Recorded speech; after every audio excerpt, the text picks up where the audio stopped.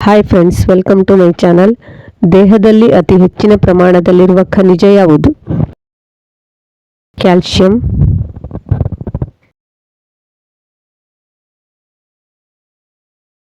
Calcium ನ್ಯೂನತೆಯುಳ್ಳ ಮಕ್ಕಳಲ್ಲಿ ಉಂಟಾಗುವ ಕಾಯಿಲೆ ಯಾವುದು? ರಿಕೆಟ್ಸ್.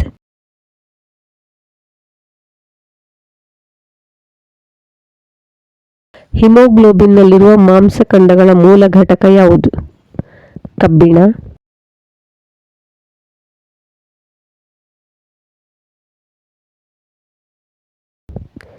ಕಬ್ಬಿಣದ ಮುಖ್ಯ ಆಕರಗಳು ಯಾವುವು? ಸೊಪ್ಪು, ತರಕಾರಿ, ಕಡಲೆಕಾಯಿ, ಸೇಬುಹಣ್ಣು, ಧಾನ್ಯಗಳು, ಕಾಳುಗಳು. ಕಬ್ಬಿಣ ಅಂಶದ ನ್ಯೂನತೆಯಿಂದ ಉಂಟಾಗುವುದು ರಕ್ತಹೀನತೆ. ರಂಜಕವು ಜೀವಕೋಶಗಳಲ್ಲಿ ಇವುಗಳ ರೂಪದಲ್ಲಿರುತ್ತದೆ: ಫಾಸ್ಫೇಟ್ ಅಥವಾ ಫಾಸ್ಫರಿಕ್ ಆಮ್ಲ.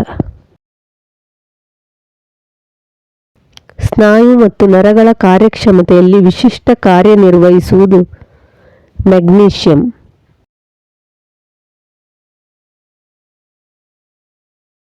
ಮೆಗ್ನೀಷಿಯಂನ ಆಕರಗಳು: ಧಾನ್ಯಗಳು, ಎಣ್ಣೆಕಾಳುಗಳು, ಮಾಂಸ, ಹಾಲು ಮುಂತಾದವು.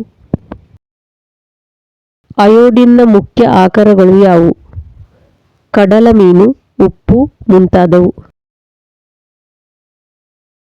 ಅಯೋಡಿನ್ ಕೊರತೆಯಿಂದ ಬರುವ ರೋಗ ಗಳಗಂಡ ರೋಗ ಅಥವಾ ಗೈಟರ್. ಶರೀರದ ಆಮ್ಲ ಪ್ರತ್ಯಾಮ್ಲ ಸಂತುಲತೆಯನ್ನು ನಿಯಂತ್ರಿಸಲು ಅಗತ್ಯವಾದದ್ದು ಸೋಡಿಯಂ.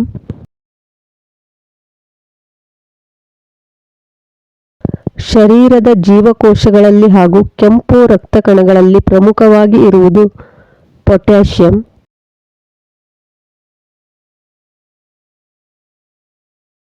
ಸೋಡಿಯಂನ ಪ್ರಮುಖ ಆಕರಗಳು ಅಡುಗೆ ಉಪ್ಪು, ಹಾಲು, ಹಾಲಿನ ಉತ್ಪನ್ನಗಳು, ಮೊಟ್ಟೆ, ಮೀನು, ಮಾಂಸ ಮುಂತಾದವು.